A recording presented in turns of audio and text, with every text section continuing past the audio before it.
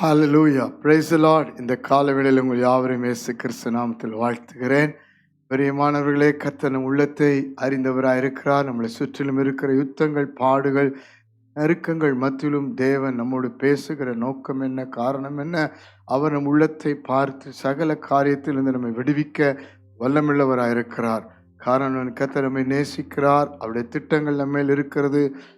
அவர் ஒருபோது நம்மை விட்டு விலகாத கைவிடாத கர்த்தராய் இருக்கிறார். எல்லா சூழ்நிலையும் தேவன் இன்றைக்கு பார்த்து கொண்டிருக்கிறார். இந்த காலவெளியில கூட உங்களுக்காக ஆண்டவர் பேசுகிற தீர்க்கமான வார்த்தை பார்த்து ஜெபிக்க போகிறோம். ஆதியாகமத்தின் புஸ்தகம் 33ஆம் அதிகாரம் 16ஆம் வசனத்திலே வேதம் சொல்லு, அன்றைய தினம் ஏசா திரும்பி தான் வந்த வழியே சேயீருக்கு போனான். அல்லேலூயா. சத்துரு திரும்பி போவான் என்று ஆண்டவர் சொல்லுகிறார். அல்லேலூயா, அல்லேலூயா. தன் சொந்த சகோதரன் ஒரு பெரிய பழிவாங்குதலோடு கூட கொல்லும்படி கடந்து வந்தவன் ஏசா. காரணம், தன்னுடைய சிரேஷ்ட புத்திர பாகத்தை பெற்றுக்கொள்ளும்படி ஒரு சிவப்பான கூழுக்காக தன் சகோதரன் யாக்கோப்பிடத்திலே தன்னுடைய சிரேஷ்ட பாகத்தை, புத்திர பாகத்தை விற்று போட்டவன். ஆனால் காலம் கடந்து போனது. அநேக ஆண்டுகளுக்கு பிறகு அந்த பழி வாங்குதலை, என் சகோதரன் என்னை எப்படியாக ஏமாற்றி விட்டான் என்ற ஒரு பழி வாங்குதலை மறக்காமல் ஏசா அவனை கொல்லும்படி திரும்பி வருகிறான். பிரியமானவர்களே, ஆண்டவர் இன்றைக்கு சொல்லுகிறார், சில பழி வாங்குதல், சில யுத்தங்கள் தலைமுறைக்கும் பின்தொடர்கிறதா இருக்கிறது.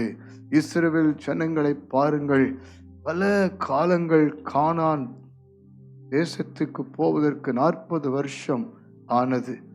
ஆனாலும் அங்கு போன பிறகு பலவிதமான ஜனங்கள், விரோதமான ஜனங்கள் அவர்களை பழி வாங்கி கொண்டிருந்தார்கள். அம்மோனியர், மோவாபி, பெலிஸ்தியர், இப்படிப்பட்ட ஜனங்கள் தேவ ஜனங்களை பழி வாங்குதலுக்காக அவர்கள் போராடி கொண்டிருந்தார்கள். இன்றைக்கு கூட உங்கள் குடும்ப சம்பந்தப்பட்ட, உங்கள் வாழ்க்கை சம்பந்தப்பட்ட, உங்கள் சொந்த பந்தம் சம்பந்தப்பட்ட, உங்கள் வியாபாரம் சம்பந்தப்பட்ட, உங்களுடைய வேலை சம்பந்தப்பட்ட பல விதங்களிலே உங்களுக்கு அநேகமாய் பொல்லாப்பு செய்யும்படி சத்துரு சாத்தான் அநேகரை தூண்டிவிட்டு உங்கள் வாழ்க்கை கெடுத்து உடைத்து நாசப்படுத்தும்படி உங்கள் மேல் வைத்த தேவ திட்டத்தை, தரிசனங்களை, ஆசீர்வாதங்களை உங்கள் பிள்ளைகள் வாழ்க்கை கெடுத்து போடும்படிக்கு அவன் திரும்பி வருகிறவனாய் இருக்கிறான். கவலைப்படாதிருங்கள்.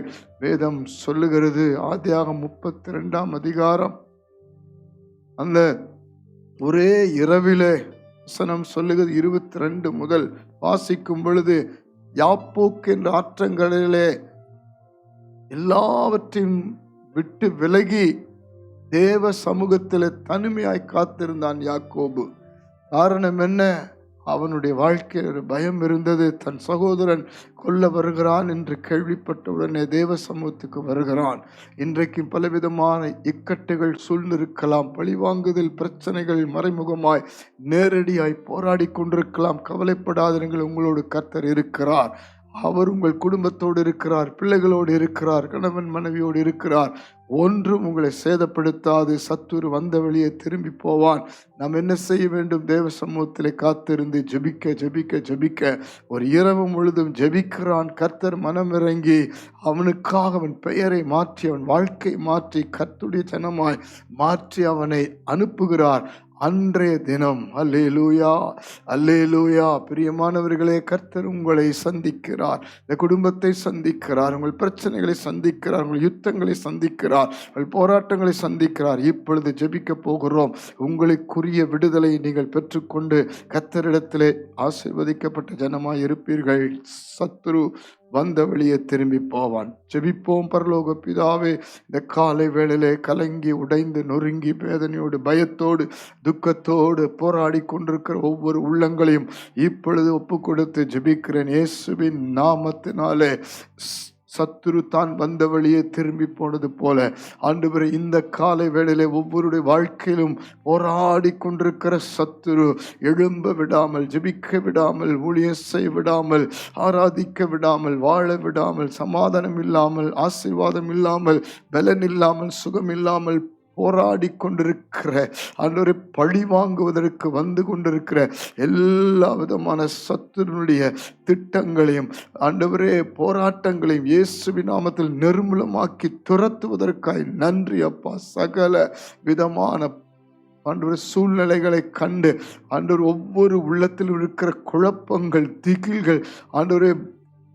போராட்டம், பயமுறுத்தல் போன்ற காரியங்கள் எதுவாக இருந்தாலும் இப்போ இந்த நிமிஷத்தில் திரும்பி போகட்டும் இயேசுவின் நாமத்தில்.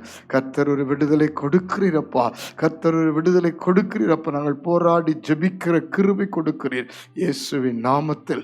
இப்போ இந்த நிமிஷத்தில் ஒவ்வொருவரை விட்டு, ஒவ்வொரு குடும்பத்தை விட்டு சத்துரு திரும்பி போவதற்கு நன்றி. பழி வாங்குதல் குடும்பங்களை மாத்திர சந்ததிகளை விட்டு திரும்பி போவதற்காய் நன்றி இயேசுவின் நாமத்தில். கல்வாரி சிலுவையில் ஜெயம் எடுத்து சாத்தானை ஜெயித்த இயேசுவின் நாமத்தில் ஜெபித்து அர்ப்பணிக்கிறோம் நல்ல பிதாவே. ஆமென், ஆமென். God bless you. சத்துரு திரும்பி போவான்.